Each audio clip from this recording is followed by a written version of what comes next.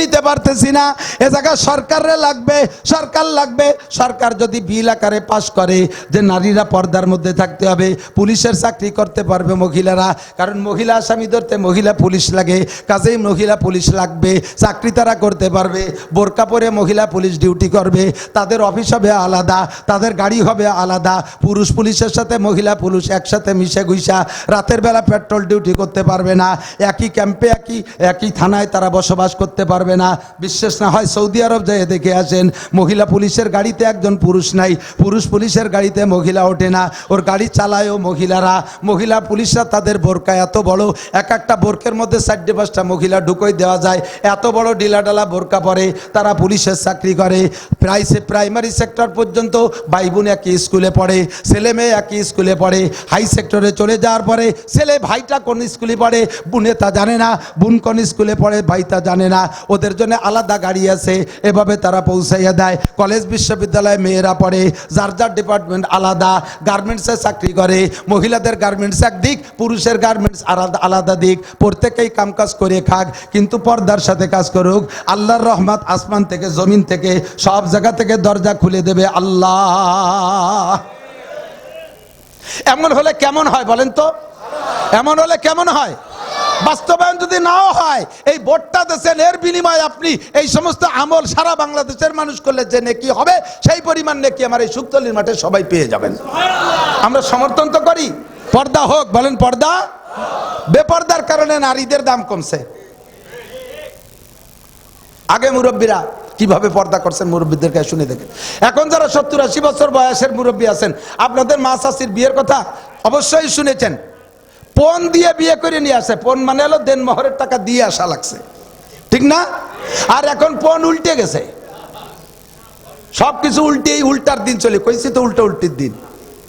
আগে বিয়ে করতো ছেলেরা, মাইয়েরা বিয়ে বসতো, কথা কয় না? এখন একটা মেয়ে কলেজে পড়া একটা মেয়েরা জিজ্ঞেস করেন, মা তোমার শ্বশুর বাড়ি কোথায়? ও কয় যে এখনো বিয়ে করি নেই। মাইয়ে বলে বিয়ে করবে, সে করি নেই তো বিয়ে। শরীয়তের বিধান হলো বিয়ে করবে যে, বিয়ে সংক্রান্ত খরচ সব সে করবে, বোঝে নাই? বিয়ে করবে যে, বিয়ে সংক্রান্ত সব খরচ সে করবে, আর বিয়ে বসবে যে, ওই বিয়ে উপলক্ষে পাবে সব সে। তো আগে মেয়েরা বিয়ে বসতো, এই জন্য ছেলের পক্ষ থেকে সবই মেয়ে বাড়ি পাইতো, দেন মোহরের টাকা নগদ পাইতো, সম্মান পাইতো, তারপরে আরো কত কিছু দিয়ে সেই মাইয়েরে আনা লাগতো। এখন উল্টে গেছে, এখন এদিক তাকান, এই বিয়ে উপলক্ষে, বিয়ে উপলক্ষে, বিয়ে উপলক্ষে মেয়ের বাড়ি কোনো খানা হবে না, বিয়ে উপলক্ষে যত খানা সব হবে ছেলের বাড়ি। আর আমাদের দেশে এখন উল্টে গেছে, উল্টে গেছে কি জানি কেন গেছে জানেন? বিয়ে এখন ছেলেরা করে না, মেয়েরা বিয়ে করে, ছেলেরা বিয়ে বসে। তুমি যদি বিয়ে বসতে তাহলে দেনমোহর পাইতে, তুমি যদি বিয়ে বসতে তাহলে স্বামীর বাড়ি যাইয়া অলিমা খানা হতো, সেই বাড়ি তোমার বাপ বাড়ির থেকে সবাই নিয়ে খাওয়াতে পারতে। যেহেতু তুমি বিয়ে করো, এই জন্য বিয়ে করনেওয়ালার ঘাড়ে সব বোঝা। তুমি ছেলেরা বিয়ে করছো, আগে দেনমোহর পাইতে বিয়ে বসলে, এখন বিয়ে করো বিদায় টাকাটা তুমি দিবা, তবে টাকার নাম হয়ে যাবে যৌতুক। টাকার নাম কি? মেয়েতে বিয়ে করছে, দাও টাকা দাও, বিয়ে যে করবে টাকা সে দেবে, তুমি বিয়ে করছো যেহেতু ছেলেটারে টাকা দাও, টাকার নাম যৌতুক। আগে ছেলেরা বিয়ে করতো, বাপের ছেলেরা বউ বাড়ি নিয়ে, বাড়ি যে খানা হতো তার নাম ছিল অলিমা, অলিমা খান সুন্নাত। আর এই যে বরযাত্রী খায়, এটা সম্পূর্ণ শরীয়তের খেলাফ কাম, বরযাত্রী শরীয়ত না। এখন মেয়েরা বিয়ে করে, তাই খাওয়া ডুনো তোমার বাড়ি দাও, সব উল্টে পাল্টে গেছে। আল্লাহ যদি মেয়েরা পর্দার ভিতরে থাকতো, এভাবে অ্যাভেলেবেল চোখের সামনে না পড়তো, তাহলে তাদের লাভ হইতো কি? সব মেয়েরা ঘরের ভিতরে, যুবকরা মেয়ে দেখতেছে না, যে মেয়েটারে বিয়ে উপলক্ষে দেখতে যাবে মনে করবে যে এইটাই সবচাইতে সুন্দর, এত হয়ে গেলি আর পাবো না। ও দেখে কয় যাব্বা আমি চাই তুমি বল কাকারে নিয়ে এসো, আর জায়গা আনবা আনো, গাই বেশি টাহা নিয়ে এসো, এ থুয়ে গেলি পাবো না। আর এখন হাজার হাজার লাখ লাখ রাস্তাঘাটে দেখতেছে বিদায় পছন্দ হয় না, পছন্দ হয় না, পছন্দ হয় না, বিয়ে করে আর ছাড়ে, বিয়ে করে আর ছাড়ে। এই যে মহিলাদের বেদামি বানাইছে, মহিলাদেরকে দাম কমাইছে, এটা পুরুষে নাই, মহিলারা নিজেরা নিজেদের দাম কমাইছে। কথা বলেন ঠিক না? এই জায়গা মহিলাদেরকে দামি বানানোর জন্য আমি সরকারের সহযোগিতা চাই। জাতীয় সংসদ থেকে পর্দাটাকে বিল আকারে পাশ করে বাস্তবায়ন করেন। যদি একটা মাস 40টা দিন সমস্ত নারীরা 100% পর্দা করে, 40টা দিন বাংলার সমস্ত সাবালেক পুরুষরা নারীরা নামাজ পড়ে, 40 দিনের ভিতরে খোদার রহমত বাংলাদেশের ভিতরে বেশ কম দেখবেনই দেখবেন, আল্লাহর আলাদা রহমত আপনারা পাবেন। আমি চ্যালেঞ্জ করে বললাম। 3 নম্বর দাবি হলো, 3 নম্বর দাবি, এদিক তাকান, 3 নম্বর দাবি হলো জাকাতটা বিল আকারে পাশ করা হোক। জাকাত জাকাত জাকাত, বড় লোকরা কোটি কোটি টাকা, আরে মিয়া বলে থাকি মাঝে মাঝে, হারামে আরাম নাই। লক্ষ লক্ষ টাকা শেখ হাসিনার চোখে ধুলা দিয়া এক শ্রেণীর নেতারা খাইয়া আজকে নেত্রীরে বিপদে ফেলাইছে। কথা কোন ঠিক না? এই কোটি কোটি টাকার যদি জাকাত দিতে আর এভাবে হারাম না খাইতে, এখন সব ফেলাই টেলাই থুয়ে যাইয়ে জেলখানার মধ্যে তসবিটি বা লাগতো না। এক নেতা, বাংলাদেশের বড় এক নেতা, প্রত্যেক মাসের 1 তারিখে তার টাকার থেকে 80,000 কর্মচারীরে বেতন দেয়া চলে, এখনো চলতেছে। 80,000 কর্মচারীরে তার টাকা দিয়ে বেতন দিচ্ছে। কর্মচারীর ভিতরে 4 লাখ 5 লাখ টাকা বেতনেরও কর্মচারী আছে, 50, 30, 10, 20, 30 বিভিন্ন রকমের।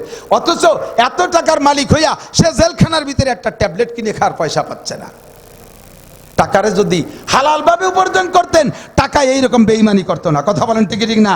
টাকার সাথে যদি সদ্ব্যবহার করতেন, জাকাতটা ঠিক মতো বুঝে দিতেন, তাহলে টাকায় বেঈমানি করতো না, টাকা আপনাকে বাঁচাই নিয়ে যাইতো।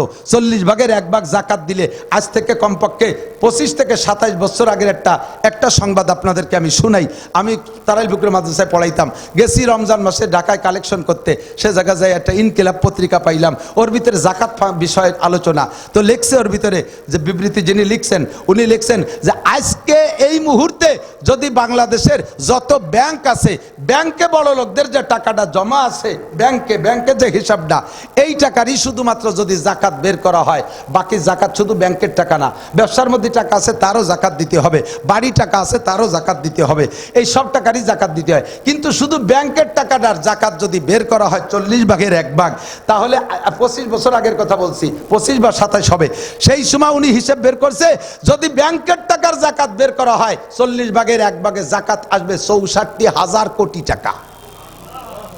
সেই সময় বাংলাদেশের বরাদ্দ ছিল 50,000 কোটি টাকা, অর্থ বাজেট ছিল মাত্র 50,000 কোটি টাকা। আর সেই সময় জাকাতে আসে 64,000 কোটি টাকা। এর মানে বন্টন করেন, 64,000 কোটি টাকা হইলে 64 জেলায় 64,000 কোটি টাকা। আমার গোপালগঞ্জে 5 থানায় 1,000 কোটি টাকা। 1,000 কোটি টাকা যদি 5 থানা হয়, তাহলে এক থানায় 200 কোটি টাকা। 200 কোটি টাকা যদি থানায় বন্টন হয়, তাহলে আমাদের গোপালগঞ্জে আছে 20টা ইউনিয়ন, 20টা বা 22টা ইউনিয়ন আছে। 22টা ইউনিয়নে 18 কোটি টাকা করে পাবে এক ইউনিয়ন। এক ইউনিয়নে সরকারি যত বাজেট বরাদ্দ আছে, তার সাথে যদি 18 কোটি টাকা বন্টন করা হয়, গরিব মিসকিন এতিম অসহায় কাঙ্গাল দুঃখিনী বিধবাদের ভিতর দিয়া আমার বিশ্বাস ব্যারাক অ্যাডামস কারিতাস বিআরডিবি স্বনির্ভর জাগরণী চক্র আশা প্রশিকা যারাই বাড়ি বাড়ি টাকা দিয়ে বেড়াচ্ছে, কোনো টাকা পাবলিক নিত না, গরিবদের চাহিদায় জাকাতের টাকাই পূর্ণ হয়ে যেত। কথা বলেন ঠিক না? আর বাংলাদেশটা শান্তির বাংলাদেশ হইতো, এই টাকা স্বাভাবিকভাবে দিচ্ছে না, আল্লাহ পাক এখন যে কোনো কায়দায় আদায় করে নিচ্ছে।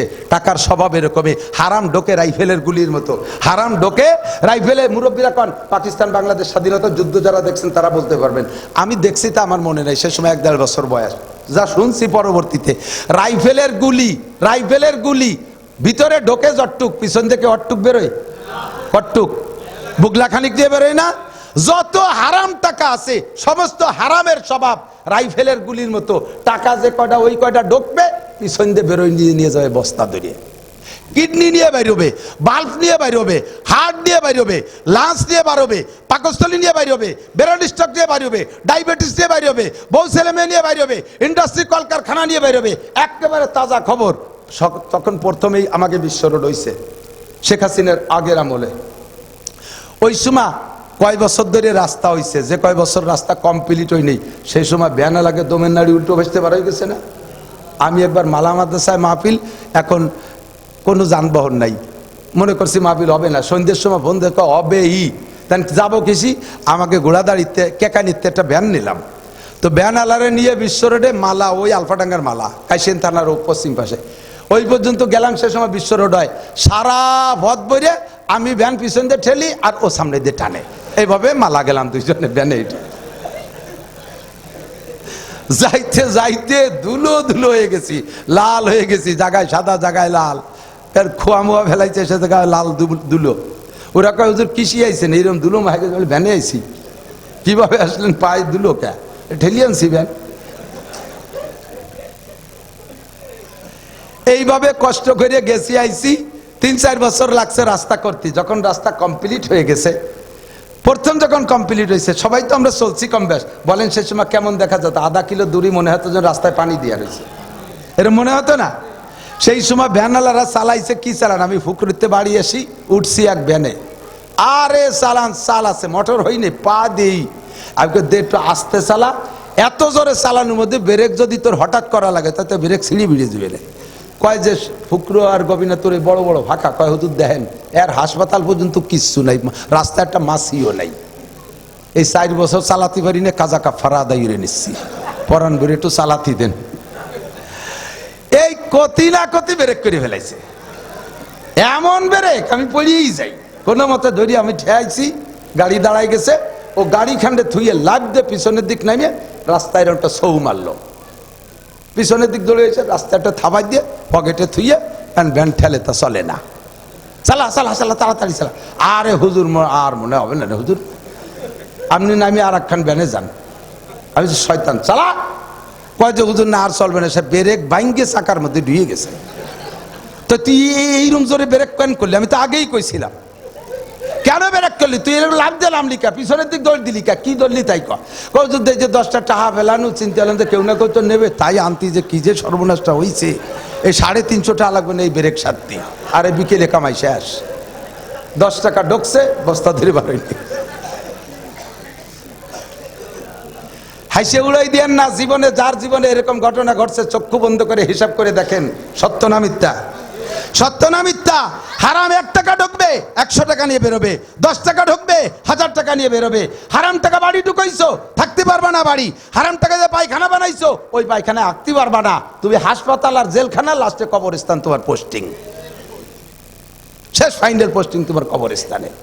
আল্লাহর ঘর মসজিদের কাজ বাকি রয়েছে, আর বাড়ি 5 লাখ টাকা দিয়ে পায়খানা বানাও, ও পায়খানে তোর আঁকতে দিচ্ছি না, যেমন হচ্ছিস তা না। কতক্ষণ জায়গা মতো কাজে লাগাইতে হবে। তো মানুষে বুঝতেছে না, আমরা ওয়াজ করি তা বোঝেই না।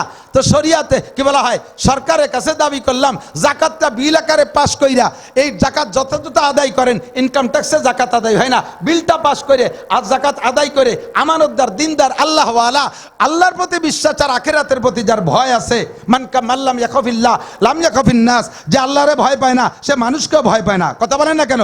যে আল্লাহরে ভয় পায় না সে মানুষরে, আল্লাহরে ভয় পায় না বিদায় নামাজ পড়ে না, আল্লাহরে ভয় পায় না দাড়ি রাখে না, আল্লাহরে ভয় পায় না সে রোজা রাখে না, আল্লাহরে ভয় পায় না জাকাত দেয় না। কাজেই ওই লোকটা আল্লাহরে ভয় পায় না, মানুষের হক মারিয়ে খাতিয়ে সে ভয় পাবে না। এইরকম বেঈমানদের কাছে দিয়েন না। তালি গুরবা মিরো সাগজিরো মুসেরা দরবা কুনাত ই চুনিয়ার কানে দৌলত মুলকে রাবি রাকুনাত, আমানতদার মানুষের কাছে দেবেন। বিলের কাছে যদি ভাজা মাছ পাহারা দিতে দেন, থাকবে? কাটা মাথা সব খেয়ে ফেলাবে না? ইঁদুরির কাছে যদি কনজা আমি একটু পায়খানাতে চাই, তো এই চালির বস্তার দিক খেয়াল রাখিস, তো খেয়াল রাখবে না? ও আন্ডারগ্রাউন্ডে বাংকার খুঁজছে তল দিয়ে সব নিয়ে যাবে না? কতক্ষণ? কুত্তর কাছে যদি কনজা এই যে গোসের আড়ির দিক খেয়াল রাখিস, আমি একটু বাড়িতে আসি, থাকবে? তাহলে যার কাছে দিলি থাকবে না, তার কাছে দিয়েন না। আমরা যারা হজে যাই, হাজি সাহেবরা থাকলে বলেন, হাজি সাহেব, হাজি আছেন নাকি? হাজি হাজি হাজি, মাশাল্লাহ 2-4 জন হলে সাক্ষী যথেষ্ট। কুরবানি করছেন না হজে? কুরবানি করছেন, কুরবানি করার ছাড়া তো হালাল হতে পারেন নাই। তো কুরবানি যে জন্তুটা করছি আমরা, ওইটা আমরা খাইয়ে আসি না, কিন্তু ও কোন জায়গা জবাইতেছে হাজি সাহেবরা, মুআল্লিমরা, তা আমরা জানিও না, তবে কুরবানি করে। হাজার হাজার লক্ষ কুরবানি, এই কুরবানিগুলো সৌদি আরবওয়ালারা আমাকে এই কুরবানি খাওয়ার জন্য ওরা অত লালায়িত না, তারা তাদের কুরবানি খেয়ে সারতে পারে না। এই কুরবানির জন্তুর গোশতগুলো যায় কোন জায়গা? কিছুদিন রাইখা নাড়ি বুড়ি ভেলাইয়া ধুয়ে বুঝছে ভালো হইরে গোসল টোসল করাইয়া কাফনের কাপড় বলাইয়া বিভিন্ন গরিব দেশে পাঠায়। বাংলাদেশ পায় সবচেয়ে বেশি। আমরা বাংলাদেশে প্রত্যেক বছর এই দুম্বা আর উট আমাদের দেশে আসে। উটির তো খুরই লেয়াজও দেখতে পাই না। দুম্বা মাঝে মাঝে একসময় দেখতাম, ইদানিং কত বছর দুম্বার খবরও জানি না। এ দুম্বাগুলো আসে না তা না, দুম্বাগুলো আসে নিতান্ত গরিব যারা শিল্পপতি, কোটিপতি, রাষ্ট্রপতি, ভগ্নিপতি, এই দুলোবাইরা খাইয়ে সব সাফ করে বেলায় দেয়। কথা কন না কে? প্রত্যেকের বাসার ভিতরে বড় বড় কয়বর বানায় নিয়েছে, ডিপ ফ্রিজ, ওর মধ্যে ঢুকাইয়ে সারা বছর ভরে হাজিদের কুরবানির বরকতের গোস্ত খায়। আল্লাহ কায় এখন খা, জেলখানায় বসে ইতিকাফ কর, খা জম্বের খা খা। এদের কাছে দিলি পাওয়া যাবে? কথা বলেন। জাকাতের টাকা দিতে হবে আল্লাহ ওয়ালা দিনদার আমানতদার মানুষের কাছে। যদি উম্মতের কাছে পৌঁছায় দেয় তাহলে ফকির মিসকিন থাকবে না। আমার এই সমস্ত লিল্লা বডিগালা মাদ্রাসা আপনাদের কাছে ভিক্ষা খয়রাতের জন্য যাওয়া লাগবে না, জাকাতের টাকায় এগুলো চলবে। মুসলিম অর্থনীতির 1 নম্বর মাধ্যম হলো এই জাকাত কালেকশন করা। এইটা সরকারের কাছে দাবি করছি বাংলাদেশে শান্তি আসার জন্য। 4 নম্বর দাবি কব বলে এই 3টে কয়ে ফেলাইছি, সেটা হলো জাতীয় সংসদ। এখন তো সংসদ নাই, এখন উপদেষ্টাদের একটা বৈঠক আছে। এই উপদেষ্টা মণ্ডলী যা পাস করতেছে তাই হচ্ছে। দেখতেছি তো চোখের সামনে কত কিছু পাস করতেছে, যা পাস করতেছে তাই হচ্ছে। আপনারা অনুগ্রহপূর্বক কাদিয়ানিকে কাফের বলে ঘোষণা দিয়ে দেন, কাদিয়ানিকে কাফের বলে ঘোষণা দিয়ে দেবেন। কথা বলেন ঠিক কিনা? আপনার একমত? একমত? কাদিয়ানিকে কাফের বলে ঘোষণা দিতে হবে, বলেন আমিন। 4টে দাবি পূরণ করেন, ইনশাআল্লাহ বহুদিন টিকে যাবেন। এই 4টের কথা বলছি, সকলকে যদি নামাজ পড়ায়, সব জায়গা যদি পর্দার পরিবেশ করে, আমাদের যাকাত যদি সঠিকভাবে আদায় করে দেয়, কাদিয়ানির যদি কাফের বলে ঘোষণা দেয়, আমরা সবাই এর ভক্ত হব কি হব না? আমাদের সরকারের আর কিছু দরকার নাই। আমাকে যে রাস্তাঘাটগুলো চলতেছে এগুলো কাজগুলো বন্ধ না হয়ে যায়, যাতে আমরা বাইয়েছে বাড়ি যেতে পারি কোনো মতে। আল্লাহ কবুল করুক, বলেন আমিন। সরে চলে আসছি অনেক দূর। সমস্ত নবীর মধ্যে সব নবীকে বিশ্বাস করি, তবে শেষ নবী মুহাম্মাদুর রাসূলুল্লাহ। ঠিক আছে তো? এ যুবকরা, পয়সা খাইয়ে ইমান বেচিস না, মা বোনরা পয়সা খাইয়ে ইমান বেচো না। যত আহলে হাদিস আছে বাংলাদেশে, খেয়াল করে না, বাংলাদেশে যত আহলে হাদিস, নিউ আহলে হাদিস, সবগুলো কাদিয়ানীদের এজেন্ট, সব কাদিয়ানীদের এজেন্ট। নামাজ নাই, কালাম নাই, নামাজ একটু শুরু করিয়ে মসজিদে যাইয়ে ফাঁসের জন্য লাইতি নামাই ফেলানোর কায়দা। নামাজে দাঁড়ানো দেখছে না, হালি হাদিসা লাগে, খালি ফাঁসের জন্য এরকম লাইতে হয়। আমি এই পানিপাড়া ওখানে যাই, এক মেলা দিন আগে ছাত্র বয়সে নামাজ পড়তে ঢুকছি, ওরকম আমার ভাষার জন্য আমার লাইতে হয়। আমি মনে হয় যে ওর মনে পায় সমস্যা আছে, ওর জায়গায় হচ্ছে না, একটু সরিয়ে দাঁড়াইছি। আবারও সে দুনিয়ে পরে আমি বুঝে বেড়াইছি তো সেই পার্টি। পরে আমার মধ্যে শয়তানি এসে কুজলমি, আমি সত্যি থাকো দেই তো সেগায় কটুক কুলোয়। আমি মসজিদের নিচেই নেমে যেতে, তুই কুহানে যে পাও বাদাইস।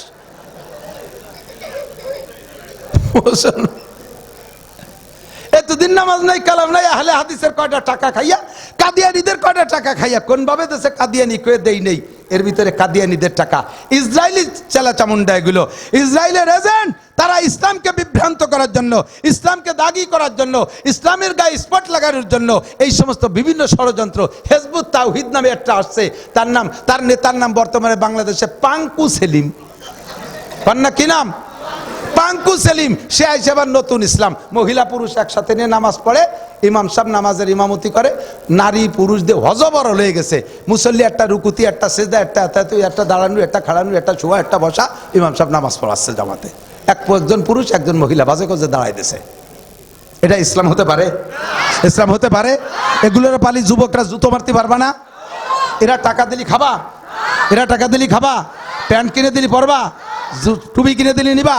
কুরবানি কিনে দিলিও নিবা না। এরা কোরআন শরীফ কিনে দিলিও নেওয়া যাবে না। কথা কন না কেন? কালিমাতু হাক্কিন উরিদা বিহিল বাতিল। বাহ্যিক কথা ভালো, উদ্দেশ্য ভালো না। বাহ্যিক কথা ভালো, উদ্দেশ্য ভালো না। যেমন একদল এসে কয় আমরা সাধারণ ক্ষমা ঘোষণা দিছি, তবে যারা যারা অন্যায় করছে তাদের বিচার করব। তাহলে কে ক্ষমা হইছে? আমরা কিছু বলদ সলদ কয়, উরি আল্লাহ কি উদর দেখছো, সেই মাফ করে দিছে। কালিমাতু হাক্কিন উরিদা বিহিল বাতিল, কথা ভালো, উদ্দেশ্য ভালো না। এই হেজবুত তাওহিদ, কাদিয়ানি, আহলে হাদিস সবগুলো ইসলামের নামে ফেতনা। আর এর আবিষ্কারক ইন্ডিয়া। আবিষ্কারক কি? ইন্ডিয়া। সারা দুনিয়া জুড়ে তবলিগের যে জোর ছিল, বলেন তবলিগ, তবলিগ কি মোহাব্বত ছিল না? কথা বলেন। তবলিগালাদের কি ভালোবাসা। অন্যান্য হুজুরদের মধ্যে মতামতি দলাদলি থাকলেও তবলিগের মধ্যে জামানা ছিল না। জাপান থেকে এক দল আসছে তবলিগের, আমেরিকা থেকে এক দল আসছে, এয়ারপোর্টে নামছে, দুই দলেরই হাড়ি পাতিল দেখে বুঝিয়ে ফেলাইছে তবলিগলা। পরিচয় হওয়ার পরে গলাগলি জড়াজড়ি কেমন যেন কতকাল আগের থেকে এই সম্পর্ক মোহাব্বত ভালোবাসা এমন একটা জোড় মিলকে নষ্ট করে দিয়েছে। এই তবলিগের ভিতরে ফাটল সৃষ্টি করেছে যেই ভদ্রলোক, তার বাড়িও কোন জায়গা, তার বাড়িও কোন জায়গা, এই তার বাড়িও ইন্ডিয়া।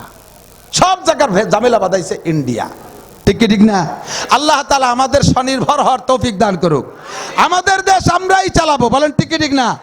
আমরা দোয়া করি আল্লাহ তাআলা এই দেশের হাল এই দেশের মানুষের হাতেই দিক, আমলিগির হাতে দিক, বিএনপির হাতে দিক, যার হাতে দিক আল্লাহ ভালো বোঝে। তবে এই দেশের হাল এই দেশের মানুষের হাতেই থাকতে হবে, ঠিক কি ঠিক না? আল্লাহ কবুল করুক, বলেন আমিন। তাহলে শ্রেষ্ঠ রসুলের নাম কি? মুহাম্মাদুর রাসূলুল্লাহ। বিশ্বাস করেন তো? চাই অরসুলি ওয়াল ইয়াউমিল আখির। আজকে কি বার? আজকে বিশ্ব চক্ষুর পরে আবার শনিবার, ঠিক না? এমন করেই তো সপ্তাহ ঘুরতেছে। হঠাৎ একটা দিন শুক্রবার আসবে, সেই শুক্রবারের পরে আর কিয়ামতের আগে শনিবার আসবে, আর শনিবার আসবে না। সেই দিনের নাম হলো ওয়াল ইয়াউমিল আখির, দুনিয়ার দিনের শেষ দিন, দুনিয়ার দিনের শেষ দিন। এই কিয়ামতের দিনকে বিশ্বাস করা ফরজ, এটাকে বিশ্বাস করা ফরজ। ওয়াল কদর, ভাগ্যকে বিশ্বাস করি। ভাগ্যের মালিক কে? ক্ষমতা দেয় কে?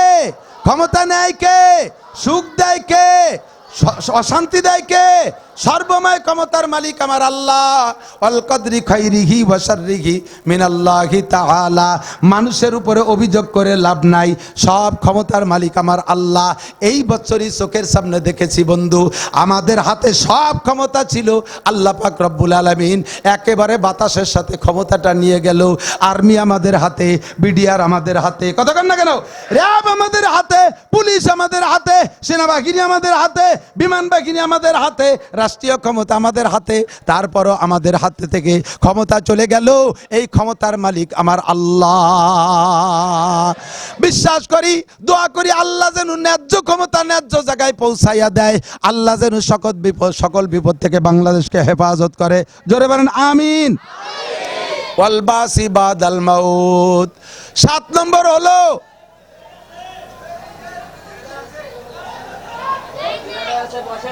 জেনারেটর আছে, জেনারেটর আছে। একটু জিকির করি সবাই, লা ইলাহা ইল্লাল্লাহ।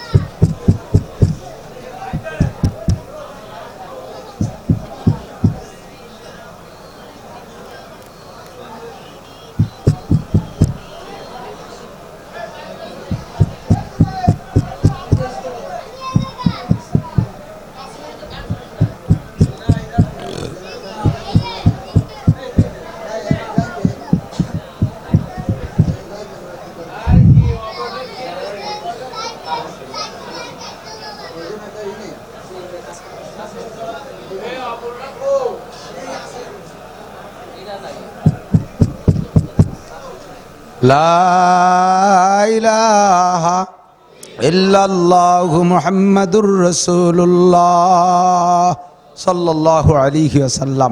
আল্লাহ পাক রব্বুল আলামিন বলেন, এই 7 নম্বর হলো ওয়াল বাসি বাদাল মাউত। কিয়ামতে মরার পরে উঠতে হবে কিনা? আল্লাহর সামনে জবাব দেওয়া লাগবে কি লাগবে না? আল্লাহর সামনে গোটা জিন্দেগির হিসাব দেওয়া লাগবে। ওই হিসাবটা যাতে সহজ হয় এই জন্য একটু কিছু আমাদেরকে দুনিয়া থেকে নিয়ে যেতে হবে। আল্লাহ পাক রব্বুল আলামিন বলেন, আমার দিক খেয়াল করেন, মান কানা ইউরিদু হারসাল আখিরা, যদি কেউ আখেরাতের ক্ষেত চাষ করে, আখেরাতের ক্ষেত চাষ করা বোঝেন তো, জমি চাষ করা, আখেরাতের ক্ষেত চাষ করে। আখেরাতের ক্ষেত কোন জায়গা? মধুমতির সরে, শুকতলির ডাঙ্গায়। আখেরাতের ক্ষেত কোন জায়গা? সব জায়গা। আখেরাতের ক্ষেত সব জায়গা। যে ব্যক্তি আখেরাতের ক্ষেত চাষ করে অর্থাৎ শরীয়তের বিধিবিধানের পর আমল করে, আল্লাহ পাক বলেন, মান কানা ইউরিদু হারসাল আখিরা নাজিদ লাহু ফি হারসিহি, তার চাষের মধ্যে আমি বরকত দেব। এদিক থাকেন, তার চাষের মধ্যে বরকত দেব। আমল করবে কম, নেকি পাবে বেশি, ইবাদত করবে কম, সওয়াব পাবে বেশি, পরিশ্রম করবে কম, পারিশ্রমিক পাবে বেশি, ডিউটি করবে কম, বেতন পাবে বেশি। একটা দুটো বলে আমি শেষের দিকে চলে যাব। মসজিদে নামাজ পড়বেন এক ওয়াক্ত, কয় ওয়াক্ত? জামাতে নামাজ পড়বেন এক ওয়াক্ত, আপনাকে আল্লাহ তাআলা 527 ওয়াক্ত নামাজের সওয়াব দেবে। একবার পড়বেন সুবহানাল্লাহ, বলেন জান্নাতের ভিতরে বিশাল একটা ফলদার গাছ লাগানো হয়ে যাবে। একবার বলেন আল্লাহ, 4000 নেকি। একবার পড়ি লা ইলাহা ইল্লাল্লাহ মুহাম্মাদুর রাসূলুল্লাহ, 4000 নেকি। একটু কামলে এক বস্তা নেকি। মান কানা ইউরিদু হারসাল আখিরা নাজিদ লাহু ফি হারসিহি। হুজুর আলাইহিস সালাতু ওয়াস সালাম বলেন, মান তামাসসাকা বিসুন্নতি ইনদা ফাসাদে উম্মতি ফালাহু আজরু মিয়াতি শাহীদ। যেই সময় দুনিয়া থেকে সুন্নাতগুলো বিলুপ্তির পথে মুসলমানদের অলসতার কারণে অথবা মুসলমানদের বিভিন্ন অপকৌশল ষড়যন্ত্রের শিকার হইয়া মুসলমানদের ভিতরে থেকে সুন্নতগুলো চলে যেতে থাকবে, মুসলমানদের ভিতরে সুন্নত থাকবে না, অপসুন্নত যুগে বলবে, এই সময় যদি একটা সুন্নতের পর আমল করে 100 শহীদের সওয়াব। কষ্ট পাইলেন আপনারা? কম হয়ে গেছে? তা সুবহানাল্লাহ আর একটু মুহাব্বতের সাথে 100 শহীদের সওয়াব দাড়ি রাখলে। কারণ এখন দাড়ি রাখা বড় কঠিন। যুবক স্বামী যদি দাড়ি রাখে, স্ত্রী তারে ধিক্কার দেখায়, তোমার আমার বড় কাকার মতো দেয়া যাচ্ছে। তাহলে স্বামীরে বড় কাকার মতো দেয়া যাচ্ছে, এই কইয়ে খেপালি আর দাড়ি রাখা যায়? ছেলেতে দাড়ি রাখছে, মাতে কয় তুই তোর বাপ আইজো সাবালে গেল না, তুই বুড়ুইয়ে গেলি কে? ওর বাপ আইজো দাড়ি রাখে বলে সাবালে কই নেই। তাহলে এই সময় দাড়ি রাখা যুবকদের কত বড় কঠিন ব্যাপার না? খুব কঠিন ব্যাপার। এই সময় দাড়ি রাখলে 100 শহীদের সওয়াব। কোন সুবহানাল্লাহ। মান কানা ইউরিদু হারসাল আখিরা, টুপি বললে ধিক্কার দেয়, ক্রিটিসাইজ করে, হুজুর হয়ে গেছো, টুপি বললে 100 শহীদের সওয়াব। মোজ ছোট করে রাখলে দাড়ি 100 শহীদের সওয়াব। মেসক ব্যবহার করবেন। মেসক, একটা মেসকের কথা বলি। মেসক প্রত্যেকটা শরীয়তের বিধানের ভিতরে যেমন নেকি রয়েছে পরকালে, ওই রকম জাগতিকও লাভ আছে ইবাদতের মধ্যে। এজন্যে আমি আগেই তর্জমাটা বলে নেই যে আল্লাহ বলেছেন, যদি তুমি আখেরাতের ক্ষেত চাষ করো তাহলে আখেরাত তো দেব পর্যাপ্ত পরিমাণ। তবে এর মানে এটা নয় যে আখেরাতই দেব, দুনিয়া দেব না, তা না। যে ব্যক্তিকে আখেরাত দেবে তারে দুনিয়া দেবে না, তা না। আখেরাত তো দেবেরই দেবেন, হাজার হাজার কোটি গুণ বাড়াই দেবে। আবার প্রত্যেকটা ইবাদতের সাথে দুনিয়াও আছে। মেসক করলে আখেরাতের ফায়দা কি? 100 শহীদের সওয়াব। নামাজের শুরুতে, ওযুর শুরুতে যদি আপনি একবার পকেটে মেসক আছে, এই পাশে থেকে ও পাশে $3 দেন, আপনার ওই এক ওয়াক্তের নামাজকে আরো 70 গুণ বাড়াই দেওয়া হবে। দেখেন ফায়দা। 3 নম্বর লাভ মেসকের বিনিময়ে, মেসক করিয়া ওযু বানায় নামাজ পড়ে, তারা মরণের সময় কলেমা নসিব হবেই হবে। মরণের সময় কলেমা নসিব হলে লাভ কি? হুজুর বলেন, মান কানা আখিরু কালামিহি লা ইলাহা ইল্লাল্লাহ ফাদাখালাল জান্নাহ। যেই ব্যক্তির জীবনের শেষ কলেমা হবে লা ইলাহা ইল্লাল্লাহ, ওই লোকটা যেন জান্নাতে চলিয়াই গেল। এই শেষ কলেমা লা ইলাহা ইল্লাল্লাহ নসিব হবে যদি আপনি মেসক করেন। এগুলো সব আখিরাতের লাভ। জাগতিক লাভ কি? জাগতিক লাভ হলো যারা নিয়মিত মেসক করে, 1 নম্বরে দাঁত ভালো থাকে, 2 নম্বরে তিক্ত গাছের ডাল দিয়ে যদি মেসক করে তাহলে পেটের হজম শক্তি ভালো থাকে, পাকস্থলী শক্তিশালী হয়, 3 নম্বরে চোখের পাওয়ার, দৃষ্টি শক্তি বৃদ্ধি পায়। তাহলে জাগতিক লাভ আছে না নাই? দাড়ি রাখলে কিয়ামতে নবী পাকের কাছ থেকে সুপারিশ পাবেন। কোন সুবহানাল্লাহ। 100 শহীদের সওয়াব। সুবহানাল্লাহ। জাগতিক লাভ কি? দাড়ি যত বেশি কাটবেন দাড়ি তত তাড়াতাড়ি পাকবে। দাড়ি যত বেশি কাটবেন, আজকে আপনি দাড়ি কাটতেছেন যে দাড়ি রাখলে বয়সী দেখা যায়, বুড়ো দেখা যায়, এই জন্যই দাড়ি কাটি বেলাইয়া ইয়াং থাকতেছেন। হঠাৎ করে একদিন কোনো পিসাবের বজের ভালাই পড়িয়ে দাড়ি রেখে বেলাইছেন। এখন দাড়ি রাখার সাথে সাথে এতদিন দাড়ি রাখেন নাই যে দাড়ি রাখলে মানুষ চাচা কয়। চাচা কয় না? দাড়ি রাখলে চাচা কয়। যে চাচা কয় তার বয়স 50, আর যারে চাচা কয় দাড়ি রাখছে বলে তার বয়স 25। 50 বছর, আল্লাহ চাচা 25 বছরে। এই লজ্জাতে দাড়ি রাখে না। হঠাৎ যেদিন দাড়ি রেখে ফেলাইছেন আর চাচা হওয়ার সুযোগ পান নাই, রাখার সাথে সাথে দেখে ফকা ফক সাদা, 100টে দাদা হয়ে গেছেন। একে ধাক্কায় দাদা। কাটলে বেশি তাড়াতাড়ি চোখের পাওয়ার দুর্বল হয়। দাড়ি যত বেশি কাটবেন, দাড়ি যত বেশি কাটবেন, মেডিকেল সায়েন্সের ডাক্তারদের গবেষণা, সেক্স পাওয়ার যৌন ক্ষমতার উপরে আক্রমণ করে, যৌন ক্ষমতা দুর্বল হয়ে যায়। এজন্য দাড়ি রাখার ভিতরে যেমন আখেরাতে লাভ আছে, দুনিয়ারও লাভ আছে। 5 ওয়াক্ত নামাজের ভিতরে 5টা লাভ। কয়টা লাভ? নামাজ পড়ি কি দুনিয়ার জন্য না আখেরাতের জন্য? তো আল্লাহ পাক বলেন যে আখেরাতের জন্যই পড়বা, তবে আমি প্রত্যেক ইবাদতের পিছনে দুনিয়ার একটু লাভ রেখেছি। কারণ হলো যে ইবাদতের সাথে যদি একটু দুনিয়া থাকে, মানুষ সেই ইবাদতটা করে আগ্রহের সাথে। সবই খালি আখেরাত, সবই আখেরাত, সব বাকি কিছু দেখি না, এই বলে মন একটু খারাপ হয়। এদিক থাকেন, মাহফিলের শেষে যদি খাবারের ব্যবস্থা থাকে, তাহলে ওই মাহফিলের থেকে শ্রোতা শেষ পর্যন্ত ওঠে না। বক্তা যাই কোক না কেন, বসে থাকে মাটির সাথে গাড়িয়ে, যে শেষমেশ সাইডে খাইয়ে যেতে হবে, এত রাত্রি না খেয়ে যাবো কি? তো ওয়াজের শেষে খাবার থাকলে যেমন শ্রোতা শেষ পর্যন্ত থাকে, আল্লাহ পাক কয় ইবাদতের শেষেও যদি একটু দুনিয়া থাকে ইবাদতের পিছনে, তাহলে ইবাদত করবে আগ্রহের সাথে। এই জন্য মান হাফাজা আলাস সালাওয়াত, যে ব্যক্তি 5 ওয়াক্ত নামাজ পড়ে, আকরামাহুল্লাহু বিখামসি খিসাল, আল্লাহ তাআলা তাকে 5টা পুরস্কার দেয়। তার ভিতরে 1 নম্বর পুরস্কার হলো ইউরফা আনহু যিকুল আইশ, দুনিয়ায় তারে তবারক দেবে। নামাজি ব্যক্তিকে আল্লাহ তাআলা দুনিয়ায় অভাবে ফেলবে না। নামাজি ব্যক্তির অভাব হবে না। যুবক চাকরি চাও, আল্লাহ দেবে। ব্যবসায় বরকত চাও, আল্লাহ দেবে। খেত খামারে বরকত চাও, আল্লাহ দেবে। তুমি নামাজ পড়ো, নামাজ পড়লে সব জায়গা তুমি বরকত। নামাজ ছাড়া খালি খালি হুজুর গেনে মিলাদ ফড়াইয়া রুজির বরকত চাইলে কাম হবে না। টলার একখান বানাইয়া হুজুর গেদে দোয়া দেন, আর টলারের মধ্যে বসে গাজা খান, নামাজ পড়েন না।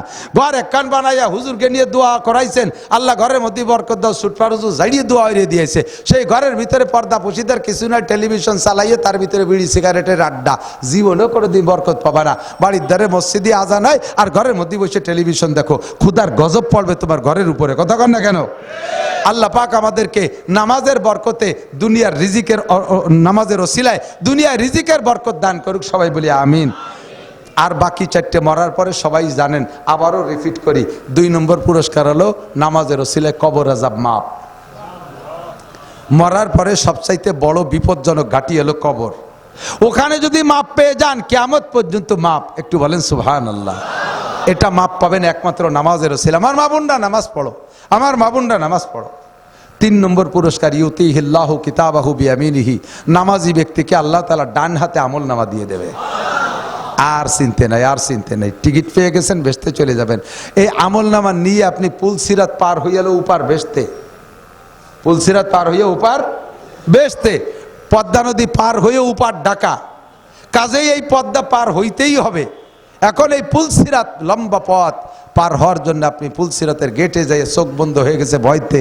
ও আল্লাহ, চুলের সে চিকুন, হীরার সে ধার, আবার দন্নার কোনো বাস নাই যে পাততলেরটা ভাঙিয়ে গেলে উপরটা ধরে কোনো মতে গস্তি গস্তি চলে যেতে পারি, কোনো ব্যবস্থা নাই। ভয়তে চোখ বন্ধ হয়ে গেছে, হঠাৎ করে চোখ খুলে দেখেন যে পুলসিরাতের উপর চলে গেছেন। 4 নম্বর পুরস্কার পার হইয়ে জয়নগরের শহরের মধ্যে ঘুরে বেড়ানো লাগবে না। ইয়াদখুলুল জান্নাতা বিগাইরি হিসাব, বিনা হিসাবে জান্নাতি কন্যা। সুবহানাল্লাহ।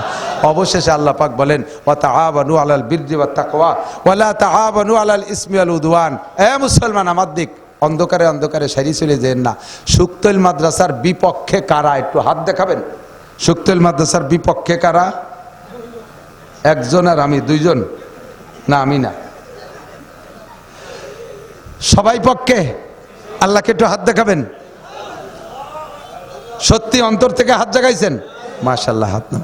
বিপক্ষের লোকটা আমি বাছাই করে বলবো, অন্ধকারে অন্ধকারে দেখতেছি এখনো চোখের পাওয়ার নষ্ট হয় নাই। যারা মোনাজাতের আগে উঠে আইটে চলে যাবে বসবো যে ওই লোকগুলো শুক্তুল মাদ্রাসার বিপক্ষের লোক দিয়ে বেলাবো।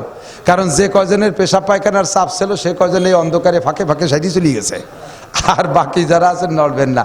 এখন মাইক স্লো হয়ে গেছে, লাইট নেই, কষ্ট হয়ে যাচ্ছে, আর বাড়বো না। শুধুমাত্র ওই আয়াতটার তর্জমা, তাআওয়ানু আলাল বিররি ওয়াত তাকওয়া, সর্ব অবস্থায় আমরা ভালো কাজ আর নেকির কাজ, সৎ কাজে আমরা একে অপরকে সাহায্য করব, ঠিক না?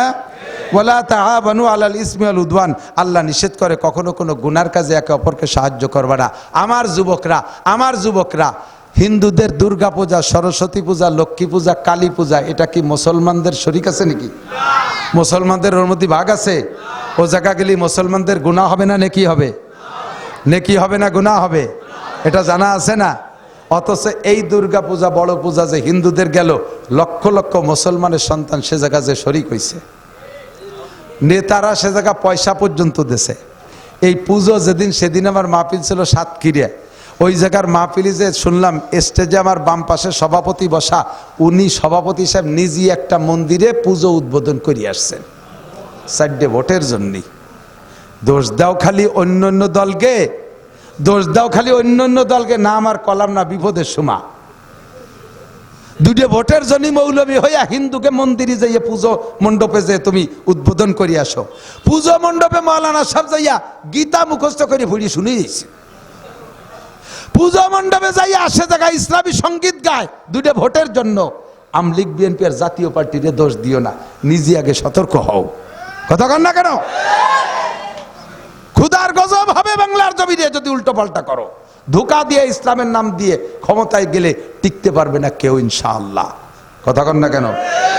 আমরা জীবনেও কোনোদিন দুর্গা পূজা, সরস্বতী পূজা, লক্ষ্মী পূজায় যাব, যেহেতু তাদেরকে দিয়ে আমি জুমো পড়াতে পারি না, ঈদিন নামাজ পড়াতে পারি না, জানাজান নামাজ পড়াতে পারি না, ইস্তেমায় নিতে পারি না, সরমুনায় নিতে পারি না, গহরডাঙ্গা নিতে পারি না, সুটপার মাহফিলে নিতে পারি না, সবে বারাত সবে কদরে তাদেরকে আমরা আনতে পারি না, তাদেরকে টুপি পরাইতে পারি না, জামা জুব্ব পরাইতে পারি না। কেন আমি তাদের প্যান্ট পরবো? তাদের মতো কেন আমি দাড়ি চাষবো? তাদের মতো চুল রাখবো কেন? তাদের মতো মন্দিরে আমি কেন যাব? তাদের পূজা আমি কেন যাব? আমি জীবনেও কোনোদিন সেকে জায়গা যাব। বউ বাচ্চা কেউরে যাইতে দেবেন না, আশেপাশে ছোটো মোটো মেলায় হলেও যেতে দেবেন না। এটা তাদেরকে সহযোগিতা করা হয়, আল্লাহ নিষেধ করছে। সহযোগিতা যদি কিছু করতে হয় তাহলে আল্লাহ সহযোগিতা যা করার জায়গা চিনে দিয়েছে, মসজিদের দোতলায় ছাদ দিতে হবে। কতক্ষণ শুক্তল এখন বাড়ি বাড়ি বিল্ডিং হয়ে গেছে। আমার মামা মৌলানা বজলুর রহমান গেনাসুর বাজারে ওষুধের দোকান দিছিল, মনে আছে না? মৌলানা নাসরুল্লাহ ভাই আছে না? নাসরুল্লাহ ভাই আর আমি এক বয়সী। উনি তো ছোটবেলায় তো আমাকে চাইতে কম ফাজিল ছিল না, কায়দা মতো ফাজিল ছিল। এই কয় ফাজিল মধুমতি হইলে ফাইজলেমি করে বেড়াতাম, উপার মামবাড়ি পার পার হলি এসে মামার দোকান, রাতের বেলা দোকানে থাকতাম। বড় ঝড়ের সময় দোকানের মধ্যে ছিলাম। ওই যে স্বাধীনের পরে যে বড় ঝড় হলো, সেই ঝড়ে গাছের ডাল ভেঙ্গে ভেঙ্গে ঘরের উপরে পড়ছে। মামার ঘরের ভিতরে 50-60 জন মানুষ ছিলাম, 3-4 বাইরে উল্টো পাল্টা করাইছে। বলেন না আলহামদুলিল্লাহ? তো আল্লাহু আকবার। এদিক তাকান। সেই সময় থেকে এলাকার অবস্থা জানি। কত সোনের ঘর, বুনু হাতির মতো বাড়ি বাড়ি খালি সোনের ঘর আর সোনের ঘর, মনে আছে না? বছরে একটা সিজন আসতো সোনের ঘর ছাওয়ার। এখন সেই সোনের ঘর সব চলে গেছে, এখন হয়ে গেছে বিল্ডিং।